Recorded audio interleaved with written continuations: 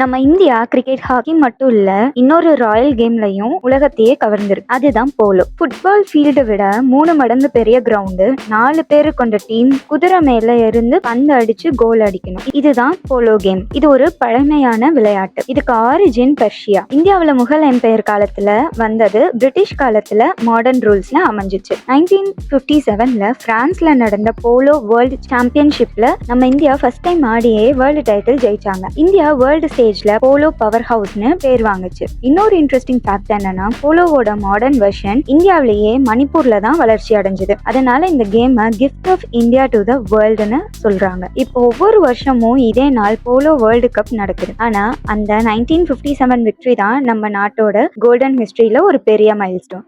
மேலும் நிறைய ஃபேக்ட் தெரிஞ்சுக்க பர்னி மீடியாவை சப்ஸ்கிரைப் பண்ணுங்க. இந்த வீடியோ பிடிச்சிருந்தா லைக் பண்ணுங்க, ஷேர் பண்ணுங்க. தேங்க்யூ.